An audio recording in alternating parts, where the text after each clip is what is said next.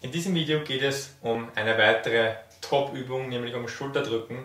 Damit habe ich meine sogenannten Top 7 fertig, nämlich ganz klar Kreuzheben, Kniebeugen, Bankdrücken, Rudern, Klimmzüge und Dips. Also diese 7 Übungen gemeinsam mit Schulterdrücken oder zu Englisch dem Press oder dem Overhead Press sind natürlich eine kraftvolle Palette, die natürlich auch gleichzeitig Masse extrem gut aufbaut für jedermann. Ohne diesen 7 Übungen ist ein Trainingsplan für mich nicht so effektiv, wie er sein könnte und quasi hat eben einige Lücken, die durch diese Top-Übungen gefüllt werden können. Wie der Name schon sagt, beim Schulterdrücken wird natürlich die gesamte Schulter stimuliert, allen voran der vordere Schultermuskel, aber auch der seitliche und sogar der hintere Schultermuskel werden zu einem gewissen Grad bei korrekter Ausführung angesprochen.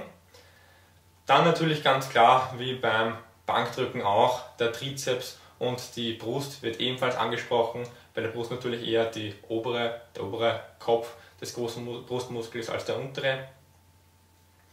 Wenn man die Übung eben auch korrekt ausführt, kommt es natürlich auch noch dazu, dass natürlich auch der Bauchmuskel da auch mithilft, da eben der Oberkörper quasi natürlich stabilisiert werden muss. Und das ist eben die Aufgabe der Bauchmuskulatur und des unteren Rückens. Ja, beginnen am besten wie bei den meisten Übungen mit dem Griff. Das ist hier eindeutig ein ganz normaler Oberhandgriff wie beim Bankdrücken. Da kann bereits der erste Fehler passieren, dass manche Leute die Hantelstange eher weiter bei den Fingern positionieren. Das bringt eigentlich überhaupt nichts. Das führt nur dazu, dass die Handgelenke stärker belastet werden, was natürlich nicht zielführend ist und dass mehr Kraftverlust ist. Denn natürlich ist klar, dass von den Unterarmen die Kraft kommt, das Drücken eben dadurch möglich wird. Deswegen sollte die Hantelstange so weit wie möglich bei dem unteren Ende der Hand positioniert werden und mit dem Daumen natürlich umfasst werden. Also kein daumenloser Griff, sondern mit dem Daumen umfassen. Zur Breite ist zu sagen, dass sie etwas breiter als schulterbreit natürlich greifen sollten. Ja, dazu ist zu sagen, dass manche Trainierende da nicht flexibel genug sind und sich erst hinarbeiten müssen. Das heißt, die können natürlich am Anfang breiter fassen oder weiter fassen, wenn sie das müssen. Aber wenn man dann eben sich hocharbeitet quasi vom Griff her, kann man auch einen engeren Griff wählen. Oder sollte man einen engeren Griff wählen, bis schließlich im Endeffekt dann der Daumen die Schulter berührt, aber die Handflächen halt trotzdem noch außerhalb sind. Das kann man nicht gescheit Schulter drücken. Der zweite Punkt ist sehr, sehr wichtig. Da geht es um die Position des Unterarms und des Ellenbogens, in welche Richtung die eben zeigen. Und da kommen schon bei den meisten Trainern eben gravierende Fehler zum Vorschein. Sprich, eine Daumenregel ist, dass der Unterarm vertikal zum Boden eben sein sollte und das nicht nur von hinten betrachtet, sondern eben auch von der Seite. Das heißt, viele machen den Fehler, dass sie die Ellbogen und den Unterarm zu weit nach hinten halten und dann eben Schulter drücken, was dazu führt, dass sie da die Kraft durch den Unterarm kommt und eben auch in die Richtung gedrückt wird, wo der Unterarm hinzeigt oder die Hand, dass man eben die Hand von sich wegdrückt, wenn der Ellbogen zu weit hinten ist. Das heißt, schauen eben, dass er wirklich gut positioniert ist, damit der Unterarm eben auch von der Seite vertikal ist. Dazu muss eben der Ellenbogen ein wenig vor der Hantelstange sein, damit eben wirklich gerade nach oben oder ein bisschen sogar nach hinten gedrückt werden kann. Zur Position der Beine und der Hüfte ist zu sagen, dass die Knie immer ganz durchgestreckt sind, die werden nicht gebeugt, sonst kann man eben dazu kommen, dass man schon fast eine Art von Push-Press ausübt, was eben natürlich die Bewegung aus dem Knie mit sich bringt, dass man da mehr Gewicht verwenden kann.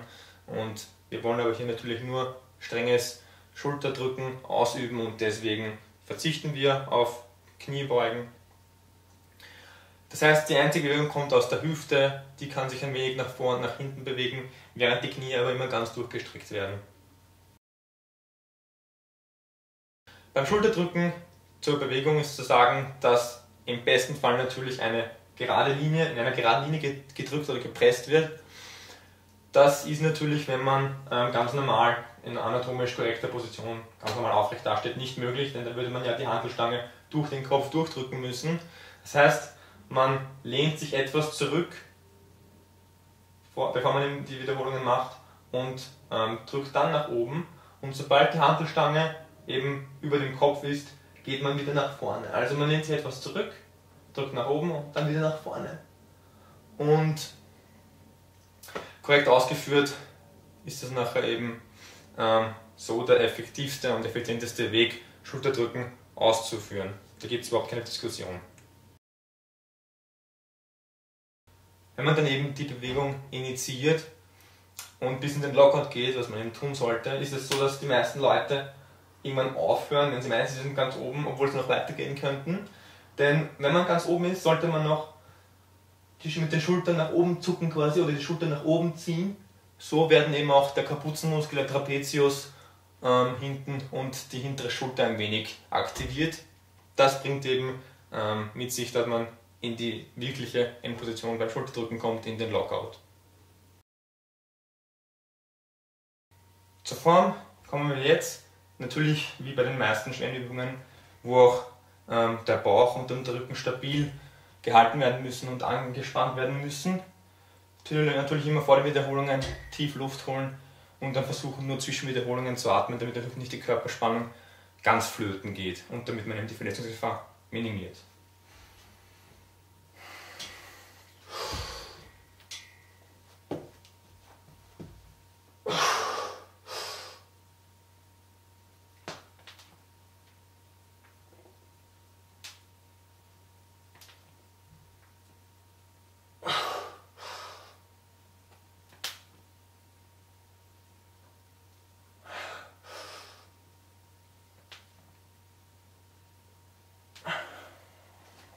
Zur Bewegung ist zu sagen noch, dass einige Leute versuchen werden, die Hantelstange quasi im Bogen nach oben zu drücken. So sollte es nicht sein. Man braucht keine Angst haben. Man muss, wenn man effektiv Schulterdrücken ausüben will, die Hantelstange so nah am Kopf wie möglich vorbei nach oben drücken. Es kann schon mal passieren, dass du vielleicht die Nase streifen wirst, aber natürlich lernt man aus seinen Fehlern und solchen Dingen und deswegen ist das eben der beste Ansatz, um Schulterdrücken auszuführen. Das heißt, wirklich nah am Kopf vorbei, dann eben unter die Hantelstange